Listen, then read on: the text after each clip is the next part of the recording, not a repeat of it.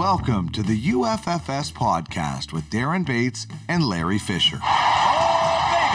Shining a spotlight on the most realistic fantasy sports platform ever.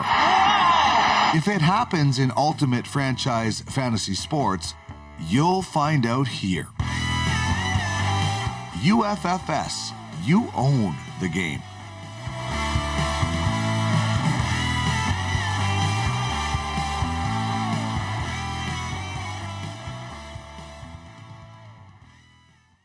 Hello and welcome to the Ultimate Franchise Fantasy Sports Podcast, number 19, proudly broadcast, of course, on the UFSN network. I'm Bates, he's Fish, and a special thanks to Dean Millard and DM Productions, handling things for us behind the scenes here today. And production work is available at www.podcastalley.ca for anyone that's interested to know. How's the busiest man in fantasy sports business there, Fish? Doing good, Darren. Always exciting jumping on the UFFS podcast and another exciting guest this week and lots of important information to cover as well in this show as we get closer to the official launch of the Score coin in the weeks and months to come. Absolutely. We're going to get personal with Jesse Gill, original owner in the UFHL, coming up in the show here today. Going to remind everyone of these important launch dates with the Score token. This is, or Score coin, as I always call it, Score token, Score coin, whatever you want to call it. It's going to be Score exciting is what it's going to be. And of course, UFGA stuff going on. Rumors of a new sport reveal. That's going to be exciting too. Not going to do it this time, but we can at least tease on it. And more of all of that stuff coming up with Jesse Gill right after this.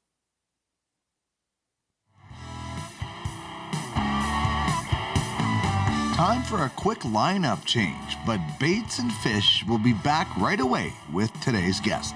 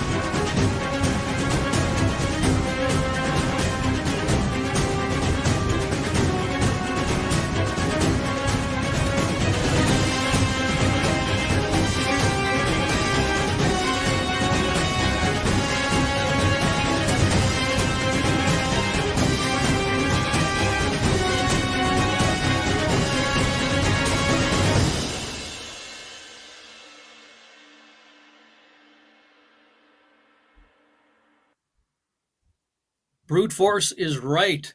And as mentioned, a very special guest on today's UFFS podcast, number 19. Sitting in the Legends Conference, the Ore Division, owner of the Brutes in the UFHL and the Truculent Owls in the UFAHL. Want to welcome Jesse Gill. How are you doing, Jesse? Pretty good. Yourself, Darren? Yeah, doing outstanding. Good to have you on the show. Thanks.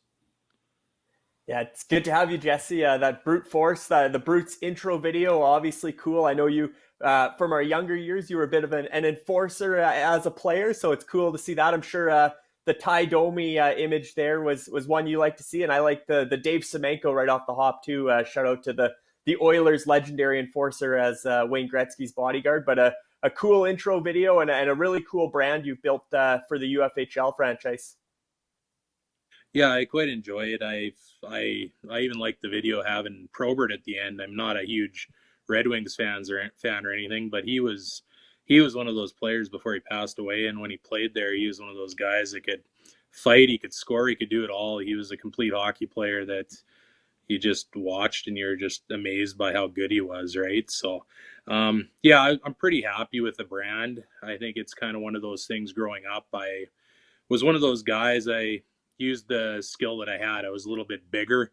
So being a bigger guy, I could hit and fight and do all that stuff and sit in front of the net, pot the odd goal that way. Or when I was playing D, I would move guys out of the way from in front of the net or crush them into the boards in the corner kind of a thing. It was, if you're playing hockey, you got to play to your advantage. And that's kind of what I did.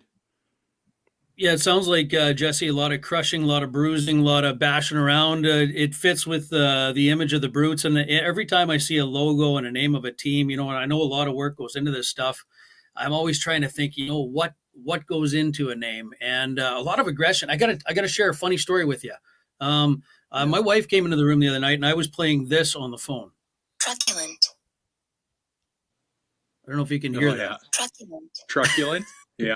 Truculent. I was like, okay, I want to make sure I can say this thing properly. So the Truculent Owls of the UFAHL, and then I had to read the what it meant, and it actually says eager or quick to argue or fight, aggressively defiant. His days of truculent defiance were over, as an example. I don't think your days of truculent defiance are over. I think there's a lot of aggression in you. And I know I've read some, a bit of your profile as well on kind of Meet the Owners, one of the original owners as it stands. Yeah. But you went toe to toe with some pretty notable people, as you speak of in your stories, I guess. Do you have any exciting stories to share there? Oh, yeah. Well, yeah, it was when I was playing senior hockey in Etonia, I ended up fighting a guy named Brad Both from Looseland. He was playing for Larry's hometown, so everybody had to talk about it afterwards. But yeah, he had probably like 400 penalty minutes the one year playing in the East Coast League. He's pretty tough guy. Basically, I was boxing at the time, so it was kind of funny in the sense that I take a punch and I'm pretty much laughing at the guy because I get it. When you box, you get hit in the head so much it doesn't even really phase you anymore. So he's just hitting me a few times and wondering why I'm not dropping, and I'm just kind of strung out and punching him as well. And eventually hit the ice. I had a pretty good goose egg by the end of it. But yeah, he got tired of hitting me and he broke his hand, I think, on my face. So he had to throw me to the ice. So it was fun. And then in my boxing days, I fought a guy that used to actually play for the Saskatchewan Roughriders in boxing a couple times. He was a Saskatchewan provincial champ for quite a few years there. His name, Patrick Thibault. His daughter actually, I guess, is a national female boxer now. So it's pretty neat how small the boxing world and hockey world can be.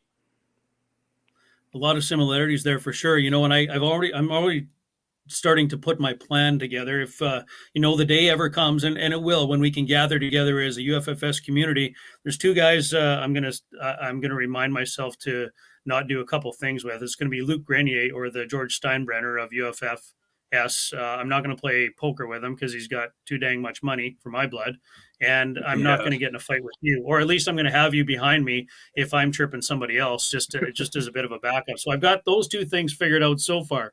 But let's delve into the little, the personal details. And this is kind of a get to know the owner segment. Original owner. So great to have an original owner on the podcast.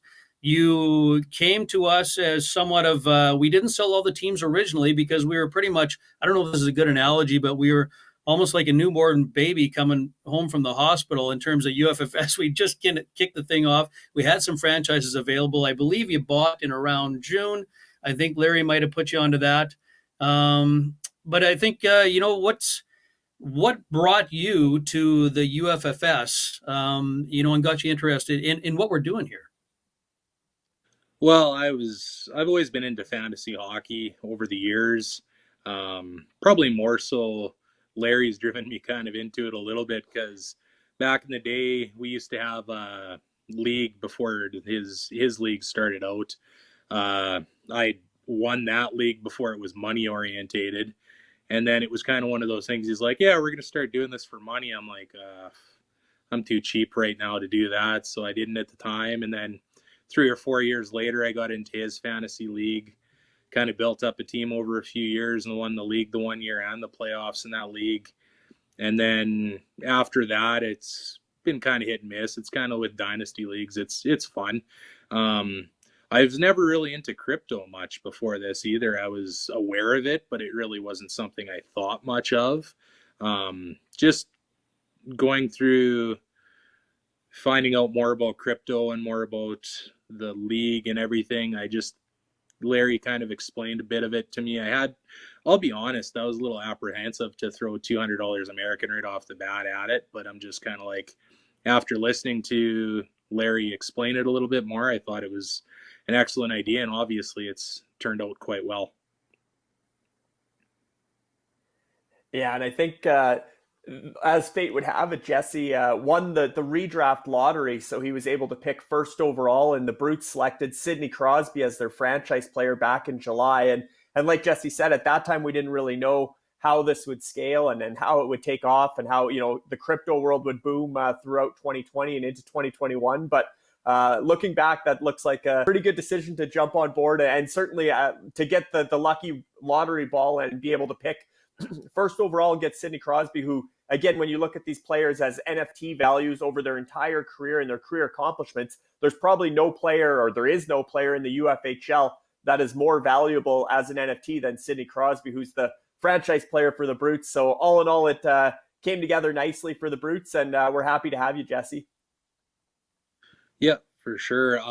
It's one of those things too. Like, I'll admit I didn't mind Sidney Crosby. I've had to like him a little bit more since he's my main guy. I've always been more of an Ovechkin guy because back in the day, I mean, just the flair that Ovechkin has in his game and stuff too, right? So, and I think part of it is also probably because not growing up, I guess it was after I was done, kind of into college and stuff, or just out of college.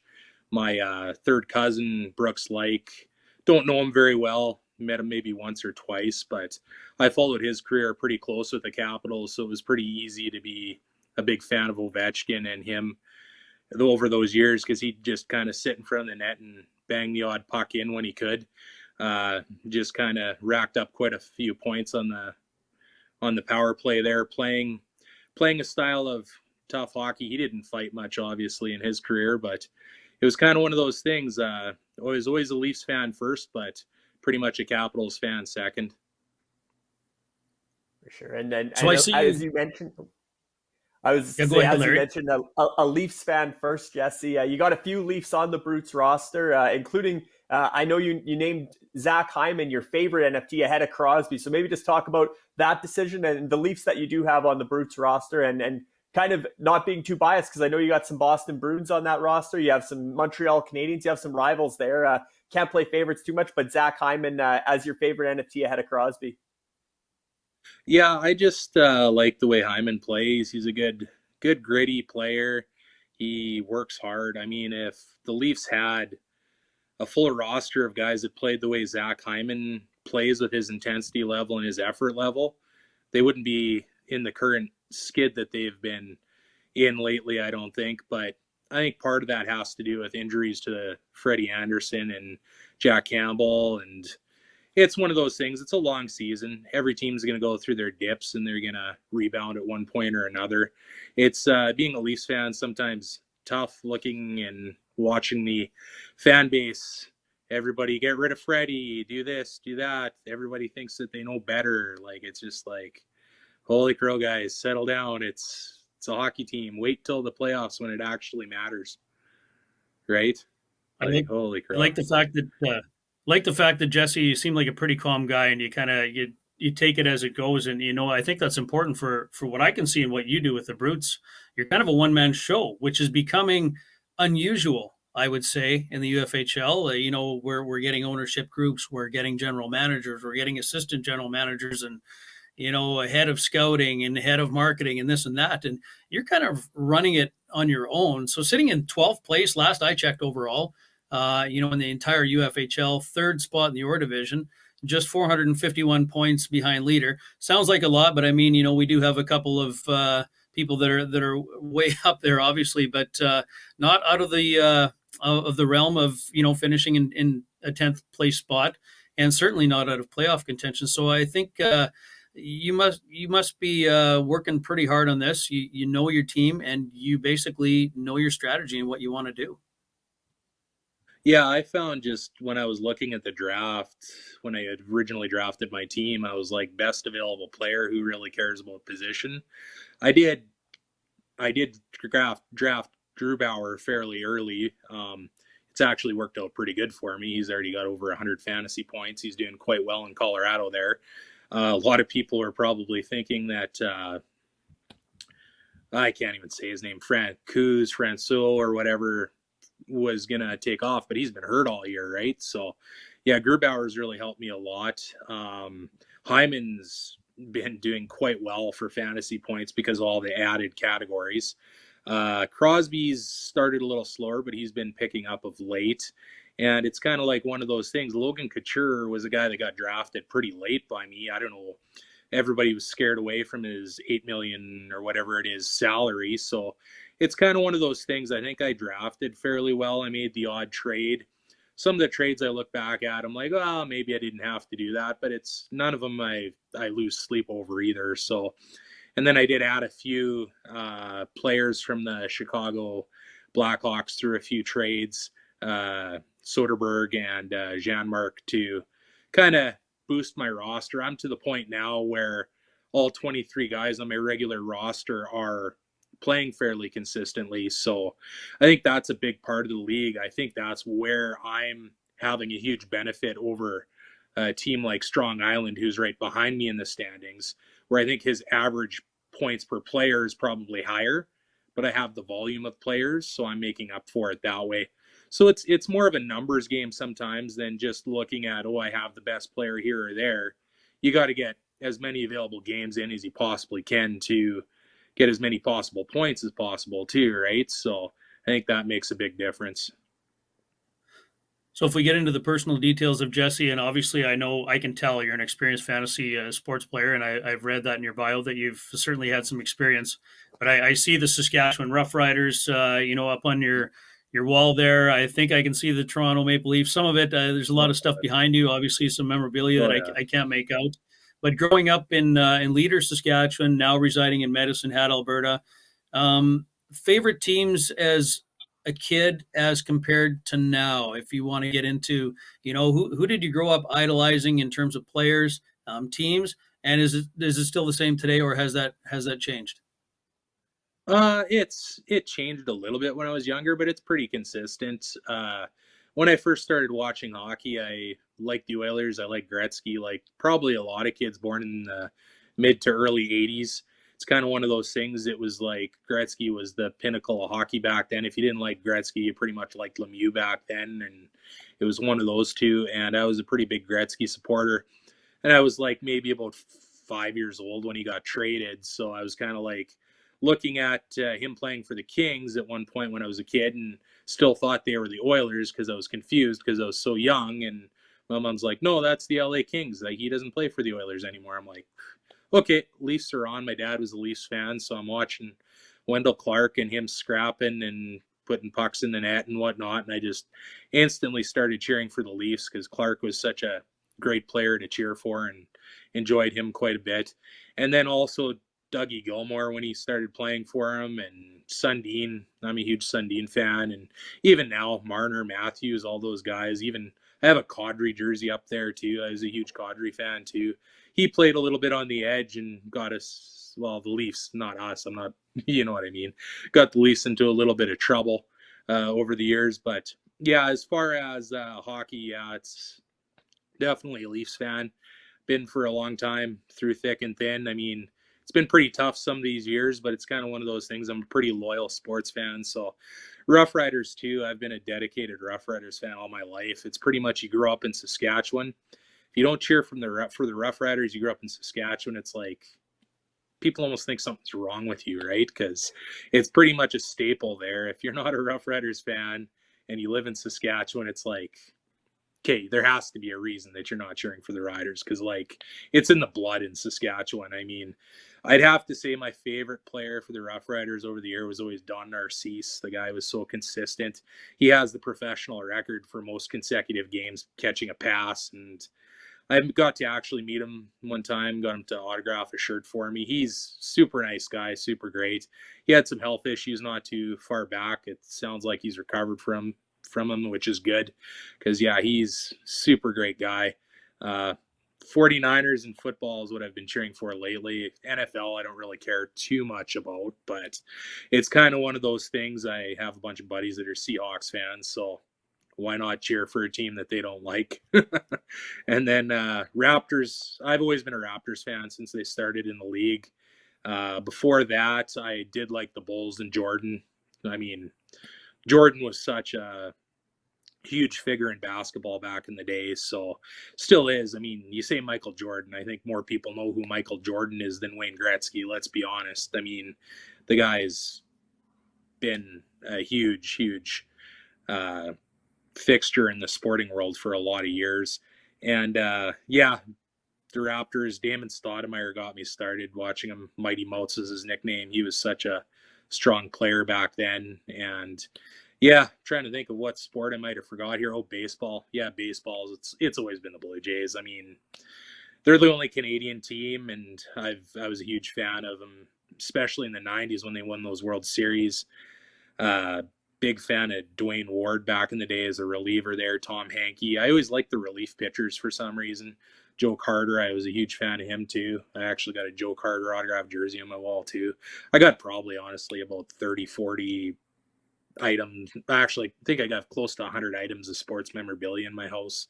About 30 autographed jerseys. It's a little out of hand, but I'll have to find a place for them. Luckily, my sister's got a sports bar in Shaunavon, so if I don't have room for them, I can, I guess, throw some on the wall there. I already have thrown a couple on the wall there because I don't have space.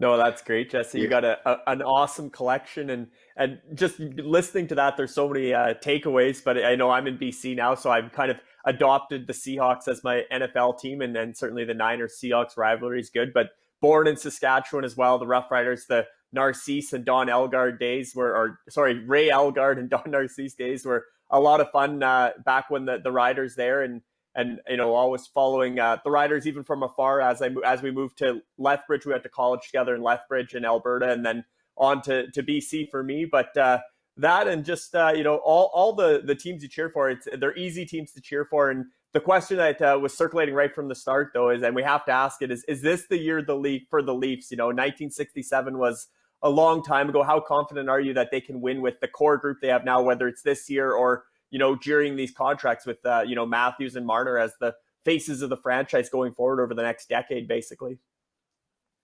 Yeah, it'd be hard to say I'm 100% confident that they're going to do it. Looking at their team, I think they have the pieces in place that they could compete and make a run for it in the playoffs. When they got Simmons, they got a little bit more grit. And they got Bogosian. Like, you don't mess with that guy in front of the net. So, I mean, it's kind of one of those things. That was one of the knocks on them over the years, is they weren't as tough come playoff time. So I think they've kind of addressed some of that. And I think the thing with them is they definitely have the skill. Like, looking at Matthews and Marner this year, they've improved their game even more so, taking the next step. Nylander's playing good. He's actually putting the pucks in the net now too. And I mean, honestly, they have a good, strong team. And it's like one of those things, the NHL, it's 31 teams in the league that are so super competitive. You have your odd team like your Buffalo, or maybe your Detroit, or even Ottawa's beat the Leafs 3 times this year, right? So if a team doesn't show up on any given night in the NHL, they can beat another team. So I'd like to say the Leafs have a strong chance at the Cup this year, but it really depends how healthy they stay going into the playoffs. Because, like I said, Freddie and Jack Campbell, they're both had some injury issues over the years. So it really depends how things end up after the season's done.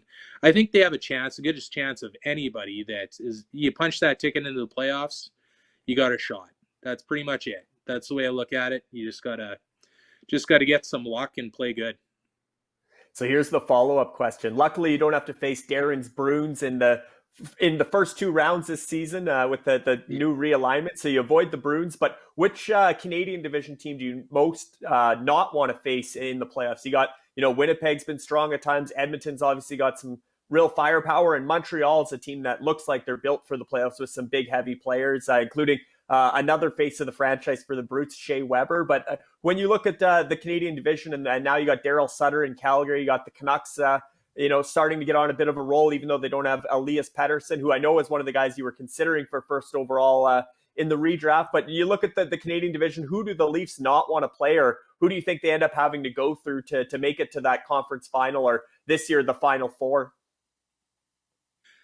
Honestly, like they manhandled the Oilers not too long ago, but I just think that was just the luck of the way they were performing. The Oilers are a way better team than they played in those games, so I can't just say that the Oilers will be an easy pass for them either, because the Oilers would be competitive, so that would be one team.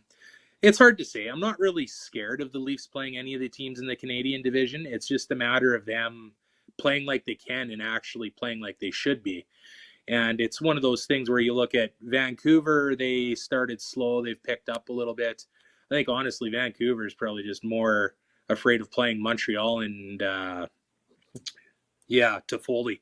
Toffoli's just had quite the year against them, right? So I think that's probably the one matchup that's the most feared is Vancouver against Montreal, more so than anything.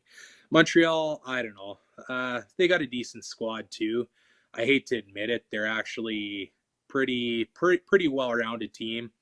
Carey Price gets hot. That's trouble for anybody that plays them. Winnipeg, I'm actually surprised they're doing as good as they are. I mean, their forward group's strong. Hellebuck's played really well. Their D's okay. I mean, so it's performing decent maybe just because of Hellebuck. Who knows? But they did lose quite a few strong defensemen over the years with Bufflin and a few other guys, right? So it's kind of one of those things. They're kind of surprising me how good the Jets are doing. So maybe the Jets might be a concern more so than the Oilers. Hard to say. The Leafs have, at least the Leafs aren't playing Ottawa in the playoffs, hopefully, because that would just be embarrassing. That's kind of funny, actually. It's what I think I've watched more hockey in the regular season than I've ever watched in my entire life, to be honest with you. I flat out admit I'm pretty much a playoff hockey type of guy. I have my teams. I will cheer for them if they are in the playoffs, of course. But until that, I just don't sit down and watch a lot of hockey. Kind of goes probably back to my farming past when most of my hours were spent on the tractor and I just really couldn't get into the games as much. But I'll tell you, and this is more for Jesse and also for Fish, but I love this North Division. And I think the general sentiment is, and I even heard, I can't remember which Winnipeg Jet was on the radio just this last week. I'm not sure if it was Kyle Connor or who it was saying, hey, this is like playing playoff hockey. We like these 3-game, experiences against different, against the same team. And it sets us up for playoff hockey. They seem to love it. The players love it. The fans seem to like it. And I'm kind of hearing rumors, Fish. I don't know if you're the inside guy. You know a lot of this stuff. Is this something that's going to continue into next season? I think you're right. I think the fans and a lot of the players are interested in keeping the North Division. But Gary Bettman, who obviously speaks on behalf of the owners, has come out and said likely not. And the reason that is they just made a brand new massive TV deal with ESPN in the States, which is going to broadcast, obviously, American games. They want Austin Matthews. They want Connor McDavid. These are the next generation of the stars, are primarily playing on Canadian teams. And they want those players to be visiting Los Angeles and visiting New York City and all these big markets in the States. They want to market the league's best players. And so I think the ESPN TV deal kind of reinforces the fact that the likelihood is every team is going to play every team's going to play in every city each season, the way it was in recent years. So unfortunately, the rivalries are likely going to be a one-off this season, by the sounds of it, as much as the players and some of the Canadian teams certainly like the setup and they'd be all for the Canadian division. But I think the importance of promoting those star players from Canadian teams within the big U.S. markets to grow the game, I think when Gary Bettman said that, I think that's sort of the overwhelming sentiment amongst the owners. And there are only 7 owners in Canada. They easily get outvoted 2/3 if all the American teams vote that they want the McDavid and Matthews tour to come through the U.S. So unfortunately, my opinion is the Canadian division, enjoy it while it lasts, but it's likely going to be a one-off. Yeah, it makes sense. Yeah, I I'd have guess. to agree. Yeah, so Jesse, are you obviously you must be a fan of this as well? Yeah, I enjoy it to a point. The only thing that bugs me about the straight Canadian division playing only the Canadian teams is the fact that you don't know how good you are against any of the other teams, and then of course all these other fan bases are, oh well, you'd be doing so much worse if you were playing against this team or that team, and it's like, you don't know that. It's just everybody's hypothetically saying like, oh, just wait till the playoffs till they play this team or that team because they didn't play them during the regular season. Like, I think a lot of people are a little blinded to the fact that like I said, there's a lot of parity in the NHL across the board. You have your weaker teams, you have your stronger teams, but like I said, on any given night, anybody can beat anyone else. It's been proven numerous times. So I think it's kind of one of those things where I like it in the fact that it does build a little bit of a rivalry. I like the 3-game series type of a aspect to it. It's kind of in a baseball type of a setup that way. But I do kind of miss the ability to watch all the teams play each other, right? Because it's kind of nice to be able to, if you're mainly a Leafs fan and you only watch Leafs games, well, you aren't really watching any of these other players in the league, and it kind of isn't quite as fun that way, I guess. So as much as it's good, I'd almost be partial to playing all the teams in the league for sure. I tend to agree with you, actually. I think that's what I was thinking. I think of that a lot, that you don't really know how good you are if, the Canadian teams might look good in the Canadian division, in the North Division, I guess you should call it, but you don't really know how you're going to be until you stack up with them, come playoff time. So let's get back. We talk a lot about NHL, but of course this is UFAHL and talking about the Brutes.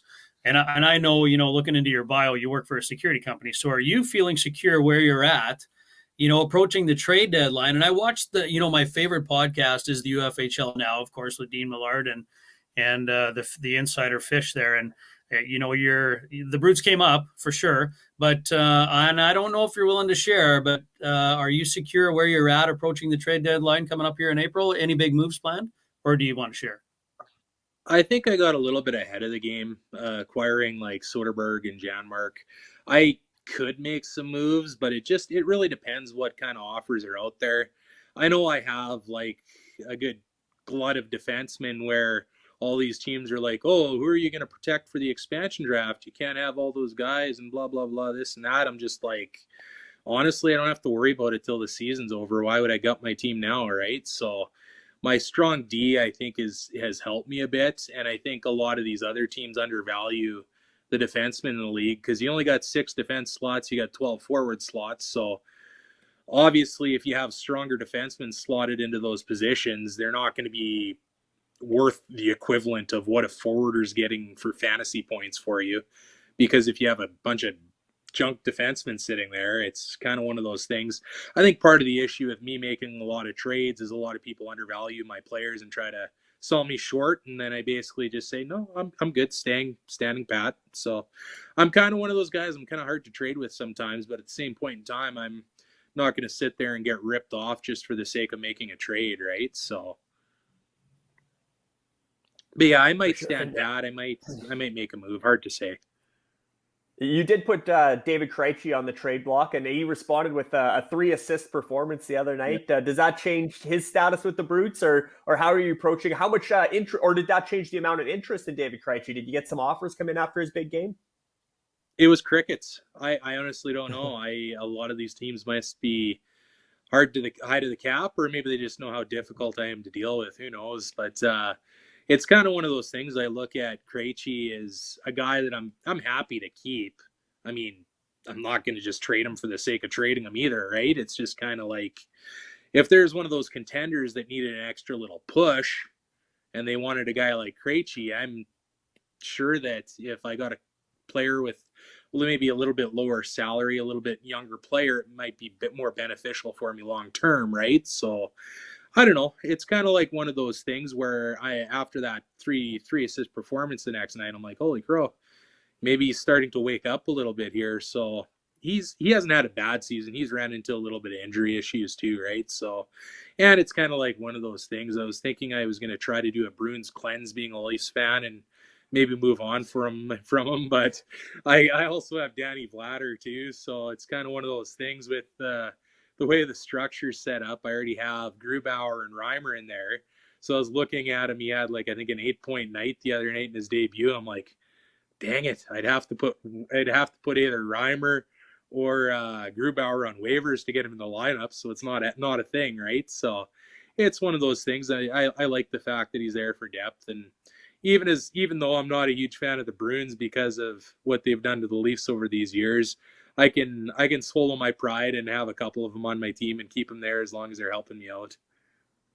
And you mentioned the expansion draft, Jesse. That's going to be a big talking point between now and July 17th when the deadline for protected lists are. And you're right, you will have that window following the UFHL playoffs from early July until July 17th to maybe maneuver with a defenseman for a forward trade or something along those lines, because you do have a lot of defense. But just talk about the expansion draft and how much you're looking forward to seeing what the newest franchise, obviously the Seattle Kraken in the NHL, but are yet to be named expansion franchise in the UFHL, what kind of roster they're going to put together. And also just with the expansion draft and the fact that the expansion franchise sold for $10,000 US dollars. It's funny, you actually, the Brutes receive, every franchise in the UFHL receives $316.13 USD. So you actually made more money back off the expansion franchise sale by dividing that 10,000 than your initial buy-in less than a year ago. So that must feel pretty good. But just your thoughts on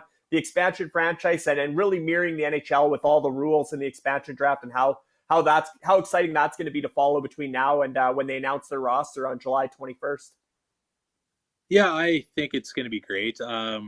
Honestly, that's one of those things too, where a lot of these teams, oh, you're going to do this, you're going to do that for the expansion draft. I'm kind of looking at it as I have my players, I'm going to lose one. So I don't think that anybody's going to hold me hostage to get rid of a bunch of players. I already saw all the teams make that mistake with Vegas. So it's like where you had teams like Florida giving up Riley Smith and Marchessault to protect Mark Pysyk. Like Mark Pysyk's in Dallas now, so that really worked out for him well, right? So I think a lot of it is you just gotta look at it as who am I going to protect? Who's going to benefit me long term? Give them their option of what you can't protect, and you lose one player, you move on, and you replace them with someone else. Like it's one of those things where I think the expansion draft is pretty exciting with the fact that it's a unique thing, because I don't know if there's many leagues that have actually been able to run an expansion draft out of fantasy too, right? And the fact that it did go for a pretty significant sum of money, I'm thinking the ownership group is probably willing to invest in their team as well. So it's kind of one of those things. I think they're going to draft their roster, but at the same point in time, I think with the flexibility to offer cash and trades, I think they might be looking at improving their roster shortly after they draft their team too. I wouldn't blame them for doing it too, because it's a big investment to put together a roster where you're going to be sitting in a non-playoff spot and not making much for money, right? So I'm pretty sure they're in it to win it, which a lot of these guys are. I'm in it to win it, but I got to do it conservatively because I don't have quite as deep of pockets as a lot of these other owners, right? So, I mean, it's kind of one of those things where I think the expansion team is out of the draft. They might look a little bit weaker, but I think with the management they have in place and the ownership willing to invest in the team, I think they'll be pretty competitive next year, and I think a lot of people will be surprised. Yeah, good feedback. I think I heard the directive to Brennan, the GM, from the owners of the expansion franchise let's win this thing. It was as simple as that. So I think you're right. I think your assessment is correct. They're in it to win it. So, we're almost out of time on this segment of the podcast. Jesse, certainly want to thank you for joining us. But you talked about all the different sports memorabilia. I don't know if I heard it right. If you have 300 some odd pieces of memorabilia, but you have a lot. It looks like a pretty interesting little sports man cave there. I think you got to come up with a name. I don't know if you have a name for it. The Duckman's domination has the Marsh. And the aggressiveness and the brutes and the fighting background, to me, it's got to be called the ring or the octagon. But maybe you can put some thoughts to that. Maybe you have a name already. I'm not sure if you do, but I think I love how all these different logos and names and even where you park your memorabilia is really cool. How it all comes together. It's a neat story. Yeah, I don't know. I'll pretty much just call my house my pad. Jesse's man cave, whatever. It is what it is, right? I mean, I have an autographed Gordie Howe jersey in here even too. I'm a huge Gordie Howe fan, even though I was previous to me even being around, right? But good Saskatchewan guy that used to have the league lead in scoring overall before Gretzky passed him. So I can remember being in grade 6 and having to write a story, a biography on someone, and it was Gordie Howe that I did it on, because I actually had an autographed hat of his from an uncle of mine years ago that had worked at the co-op in Saskatoon, so he got to meet him. So it's kind of one of those things where a lot of it has a little bit of meaning to it. My one thing that I have here that I think is pretty dear and near to me is I got a display for the Winter Classic. I got a bunch of the pillows, cushions that we sat on. Myself and my dad went on that trip, and it was pretty good, because as you get older, you don't spend as much time with your parents, like my dad, going on trips and stuff. So it was quite the trip, pretty exciting. And I always joke around and say, hey, I'm part of the Guinness Book of World Records for being a number of the highest attendance at an outdoor game, right? So it's pretty special to me, to say the least. I'm getting all choked up about it too. No, that's pretty cool. Sure. A lot of stories, I think. Absolutely. Yeah. Go ahead, Larry. Yeah.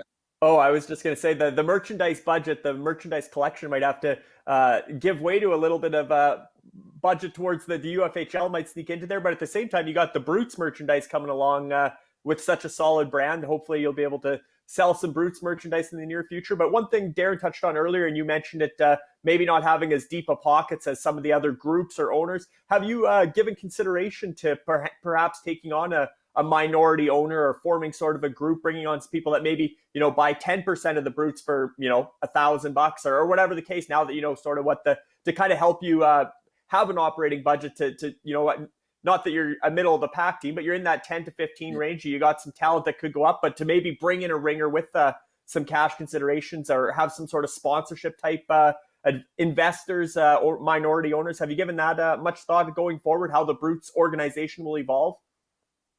Yeah, that's something I'll probably consider. I'm probably going to want to stay at least a 51% stake if I do sell part of it. It's kind of one of those things. It's either I'm going to have to look at ways to drive up funds one way or another over the years. I guess the biggest thing is if it gets to the point where I can't compete anymore, that it's just outside of where life gets too busy for me, then at that point, yeah, maybe it gets sold off. But I'm definitely not opposed if the right ownership group approached me to team up. I wouldn't be opposed necessarily. It would just have to be something a lot to think about, right? Because I'm pretty independent with my fantasy teams. I kind of look at it as ownership groups are good to a point, but if you get too many heads at the table, sometimes you get nothing done, right? So you have to have a fairly similar vision. You have to know what you're doing, and you have to be basically, like I said, same vision, same page, right? So I think it would just have to be the right partner. I'd probably try to look for a partnership with someone local before I'd look at someone outside of the Medicine Hat area or someone I know personally. It's just kind of one of those things. little bit more leery about joining up with someone I don't know, right? Because it's just kind of one of those things. It's if you invest enough time into something, you want to make sure it's taken care of, right? For You sure. The one probably thing don't we want didn't any touch on, homework. Jesse. Go ahead, Larry. Oh, sorry, Darren. I was just going to say the one thing we didn't touch on was you do have a scouting affiliate scout and an affiliation with a scouting agency, Beast Mythology, which kind of goes with the Brutes and the Truculent Owls and Beast Mythology. I know your coworker Jamie Swain's the head scout there, and perhaps your son Ben will get involved in scouting for the Brutes in a few years here as he gets more interested in hockey. But talk about the potential to turn Beast Mythology into a revenue generator as well to support the Brutes in the years to come. You have done Jamie's done some recent open market ads to bring up some Western Hockey League talent and some prospects from Western Canada. So hopefully that can turn profitable as well. It's part of your organization. Yeah, for sure. Yeah, anything done with Jamie, he's kind of like a right-hand man for me as far as the scouting side of things goes. I kind of run it by him, and I actually, like a lot of teams in this league, they help fund their scouts as well. So I help fund the operation as well. And it's kind of like one of those things where there's a few players I probably could have added a few more, but it's kind of like one of those things. I added a few players actually just recently. Owen Peterson, in my rec hockey team, his brother used to play with me, so I'm like, well, why not? Kind of a personal connection there. And then Kate Hayes, he's a kid from Etonia, Saskatchewan. His mom's originally from Leader. He's got a lot of family in Leader, and he's been in that Etonia area. His dad Zane's up there in Etonia, so he's been playing for the Moose Jaw Warriors. He had a pretty good AA career, pretty good run with Tisdale when he played AAA the year before last. And then he had a little bit of a rough start getting into his first year in the WHL. I think it had a lot to do with the coaching structure in Moose Jaw last year. They changed it out partway through the year, and he started to take off. So I kind of figured I might as well add him to my prospect pool, because if he took off and I didn't, I'd feel pretty bad not having a local guy from around the Leader area as part of the Brutes organization. So, when you were talking about having a lot of different heads at the table and the management table, and you get nothing done, I was saying you probably don't want a bunch of homers. And the reason I said that is because when I read your bio, there's a famous quote already by the famous Jesse Gill. It says, "You can't be a complete homer and win at fantasy. It just doesn't work." I love that quote. It does. So I wonder, sure. I guess it just makes sense, right? Yeah, it does. Yeah. Yeah. If you're just picking your favorite players from your favorite teams, you're not going to last. Yeah, you got to go with some of the guys you hate as well. I wanted to, we're almost out of time, but there's one question we've just, it's become a standard with our guests on here that we always ask, and I always get Fish to ask this question, but it gives us a kind of a deeper insight into, I guess, just who you idolize, I suppose. Yeah, and Jesse's touched on some names already, but we always ask the guests if you could sit down for dinner, or in Saskatchewan we like to say supper, but if you could go out for supper with one sports idol, past or present, one sports figure, who would it be and why? What would you want to learn from them, or who would you want to go out for supper with? It would probably be it'd be a tough choice, to be honest. It'd be either Gordie Howe, just because he was a legendary hockey player from Saskatchewan, and like, if I'm writing a biography of him when I'm in grade 6, obviously it's one of those things. I've always been very fond of him. Or I'd honestly, the other one I'd maybe consider would be Bert Olmsted. He was from Scepter, Saskatchewan, right by Leader there. He grew up in that area. He actually had the assist record in the NHL at one point in time. Played for Toronto, Montreal, won a bunch of cups.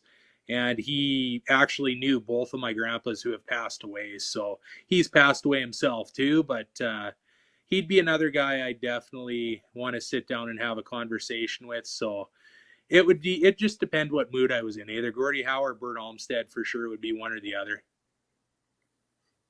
Well, let's just say you could have them both. How about that? And split the check. That'd be great. Maybe they'll even pay. So, no, I want to thank you again, Jesse, for being on the program. We are going to talk about a whole lot of exciting things coming up. Jesse already mentioned that he didn't know much about cryptocurrency, but we all know that we're going to learn a lot more about cryptocurrency with some exciting stuff coming up. And we'll get into a lot more details with the Baits and Fish show right after this. This is the UFFS Podcast, Ultimate Franchise Fantasy Sports, where you own the game.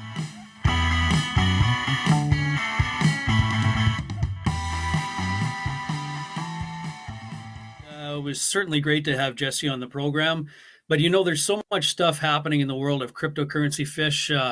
NFTs, like this is all the rage. Non-fungible tokens. This is something that was on the periphery when we had this idea of what we want to do in UFFS, but I didn't actually, Fish, I didn't dream that it would get to the point in 1 year's time, the frenzy that has become.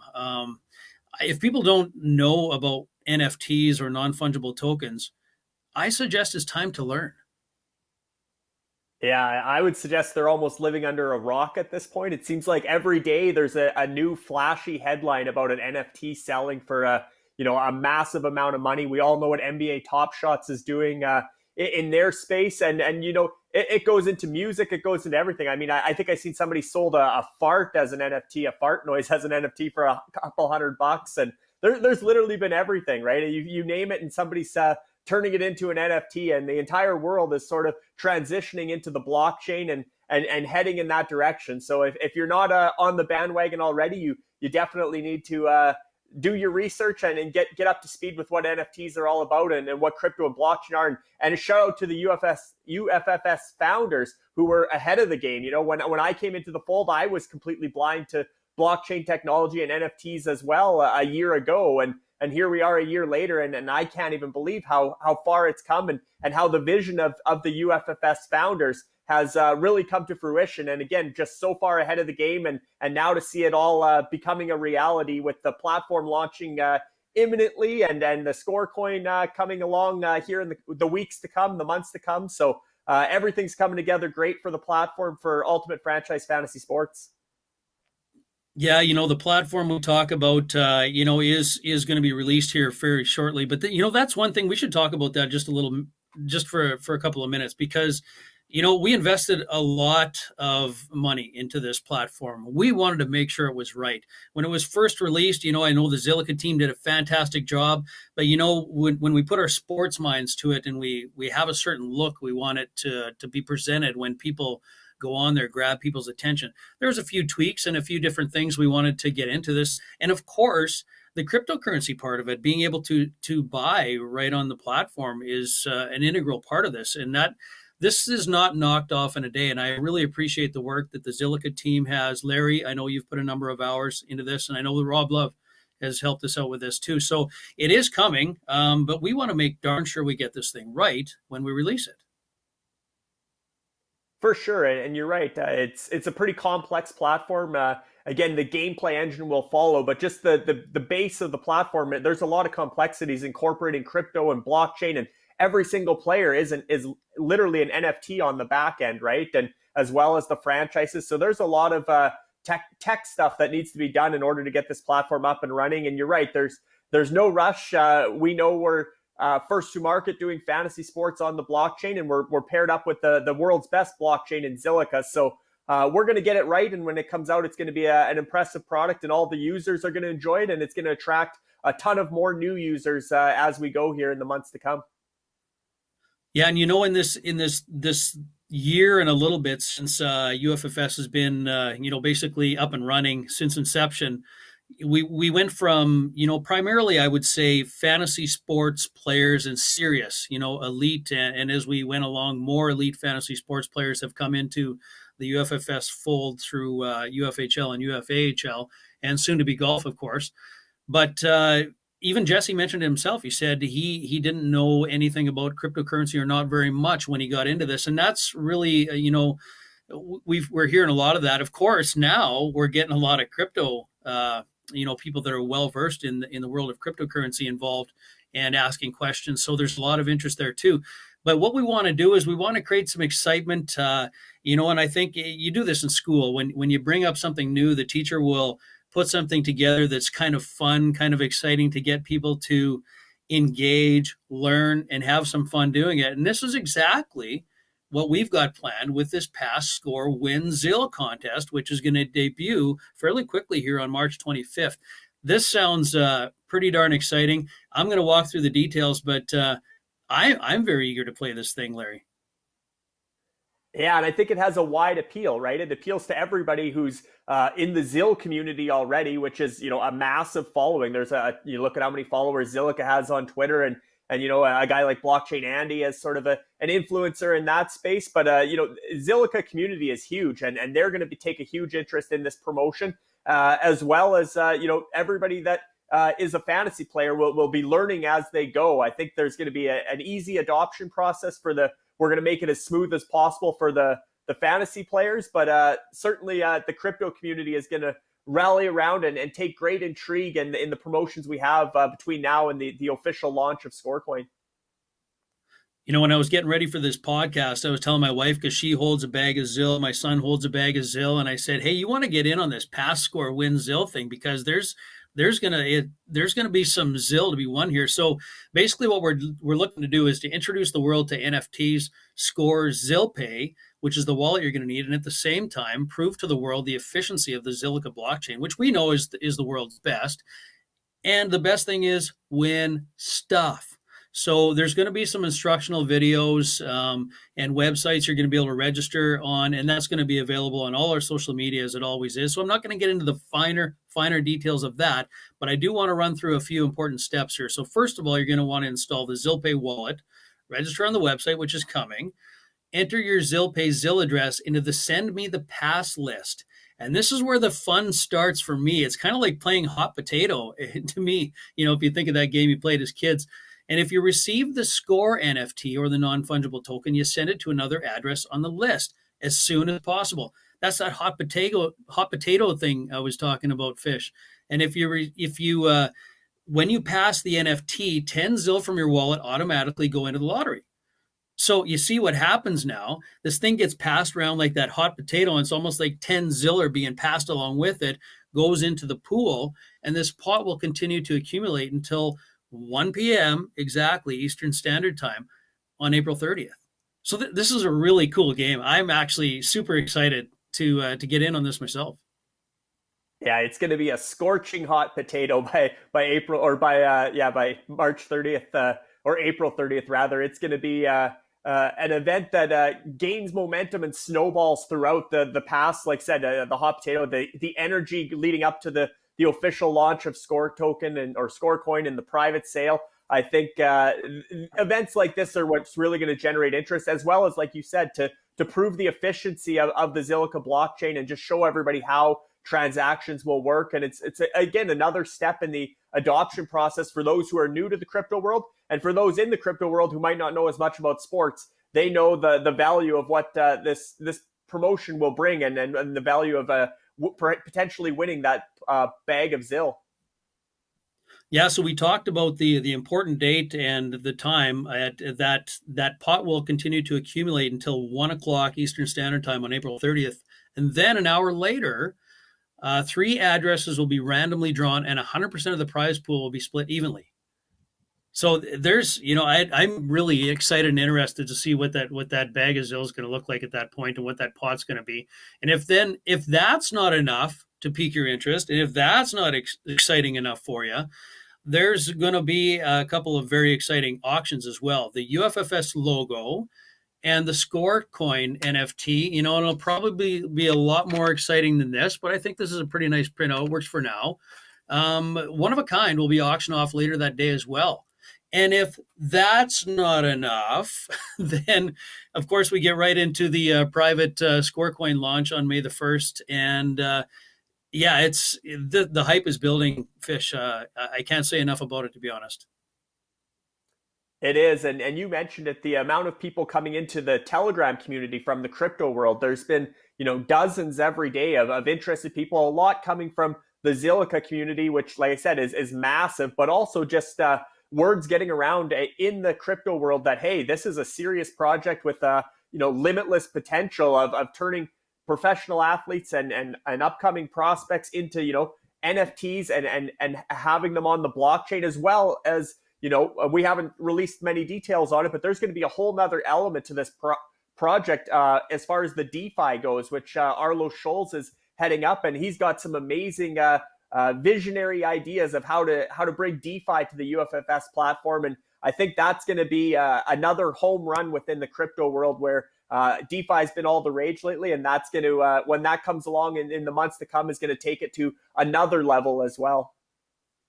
Yeah, that DeFi stuff blows my mind. It's exciting. It's going to be a whole, as you say, a whole different level. Arlo's leading that up, and when he starts talking about that, you can hear his passion, and my head just starts to explode. I have to go take a Tylenol 3 after that because it's just it's mind blowing, all the things we've got in store. So that's why you want to have your Score coin to be involved in that.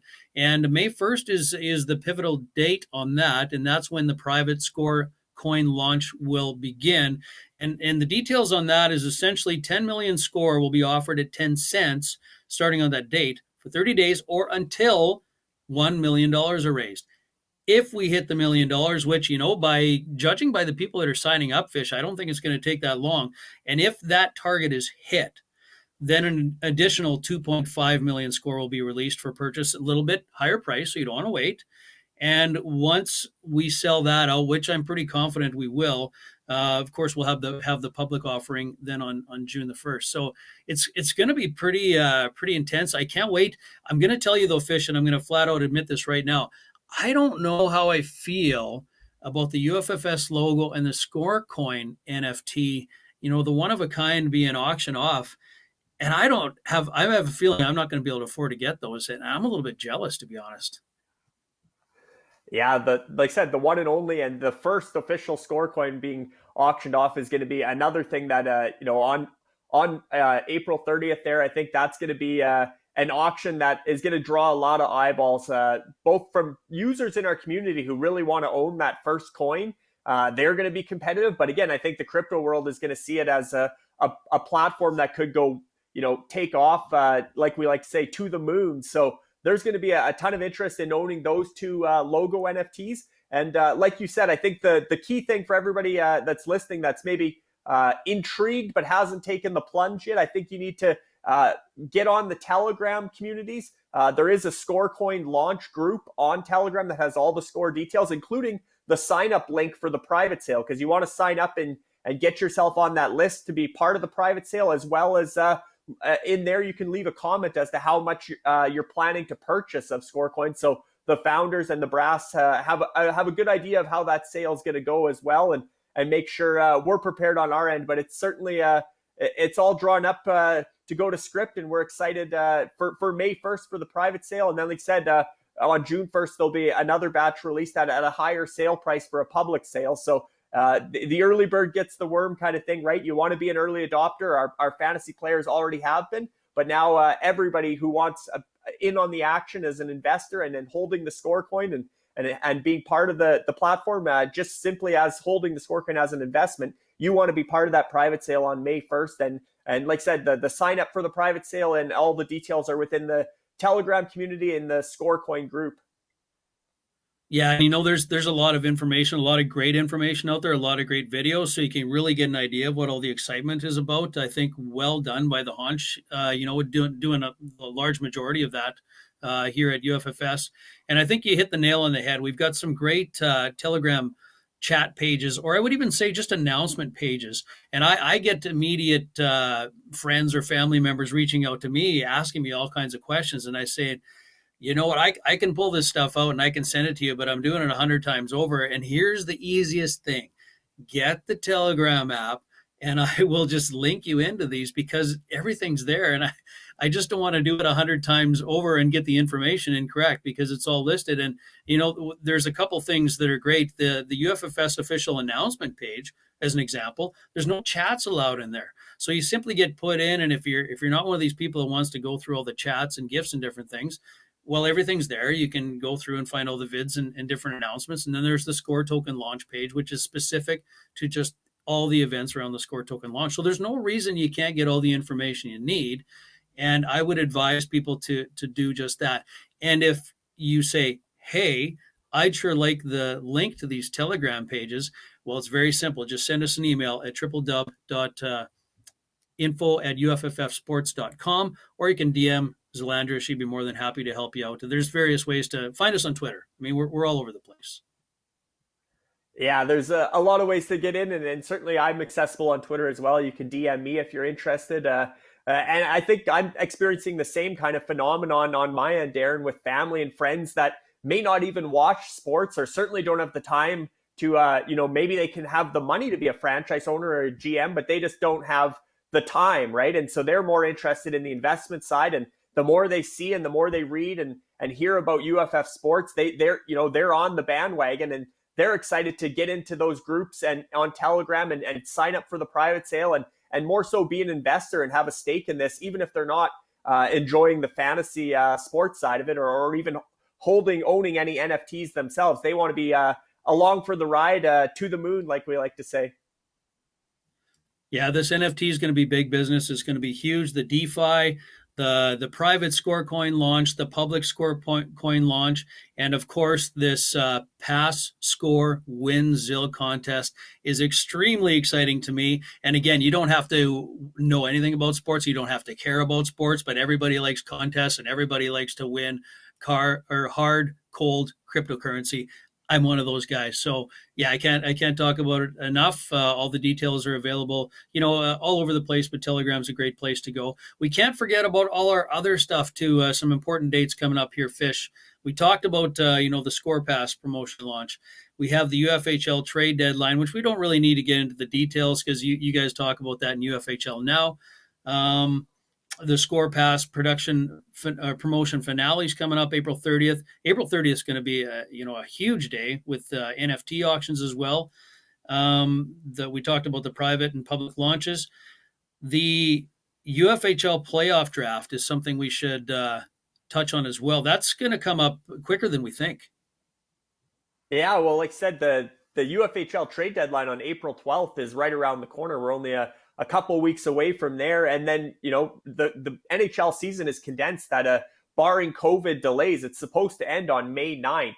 And the playoffs are supposed to start, or May 8th, and the playoffs are supposed to start on May 11th. So somewhere on May 9th or 10th, these franchises in the UFHL will be doing their playoff draft. So that's, like I said, that's right around the corner too. Right after the private sale begins in the UFHL, we'll have the playoff draft. So there's a lot happening in the UFHL, but like I said, we cover that very exclusively on the UFHL Now podcast with Dean Millard. So I think those details are out there and they'll be touched on lots on that podcast, but certainly lots of exciting things to come, exciting times ahead.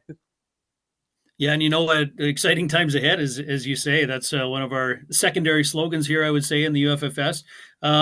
What I like about the UFHL playoff draft, and again, we don't need to get into details here, of course, is just the simple fact that it gets into this leasing part of fantasy sports, which has never been done before, and we do here in the UFHL. And I think that that's totally cool, and it just brings a whole new dynamic to this draft and picking your players. But we should also talk about the fact that I just want to remind people that August 8th, going to be a very busy day as well when we will auction off our Ultimate Fantasy Golf Association franchises. I cannot wait for that date. It's been an early spring here. It's probably the same in BC, but here in Manitoba, we've been without snow almost all for a week already. People are already out on the golf courses, so I'm getting in the groove, Fish. I'm excited. Yeah, the golf courses are packed here in British Columbia, here in Kelowna. I think coming off the Players' Championship last weekend, everybody wanted to get out there and swing the clubs and dust off the clubs. And it's one of those outdoor activities you can do without a mask right now. So golf's been a real hit here in BC, and everybody's taking it up this spring, including a lot of new golfers. But certainly there's a big golf community out there worldwide. It's a global sport, and there's already been a ton of interest in the UFGA, the Ultimate Fantasy Golf Association. And August 8th will come a lot quicker than we think as well. And you mentioned earlier too, we have another new sport announcement coming up in April too. So it's just it's never a dull moment here in the UFFS world, and it's going to be an exciting ride the rest of 2021 as we continue to expand and grow and really bring this platform to life. You know, I was talking to friends of mine the other day and they were just asking some questions about UFFS, and they're not involved in the community at all. And they said, "Yeah, it sounds like you've been pretty busy." And I said, I feel like I'm in a hurricane. Things are just going 100 miles an hour, and it's fun. It's fun to see something come together. And as we always say, that we are expanding. We did reveal, of course, it's been a few weeks now, revealed the new sport of golf. And a brand new sport reveal coming up on our next podcast, which will be April the 4th. And I can't wait, for that one. And, of course, the UFHL Now podcast is going to take care of all the important dates coming up in the UFHL and UFAHL. I don't need to get into that. But I want to thank for everyone again for joining us today on podcast number 19. Thanks to our guest, very special guest, Jesse Gill, Dean Millard and DM Productions helping us out behind the scenes. And thank you for listening here on the UFSN Network. Follow us on Twitter at UFSN Network or email us at UFSN@UFF Sports. That's a hard one to say.com. This is Bates and Fish signing off for UFFS Sports, where you own the game.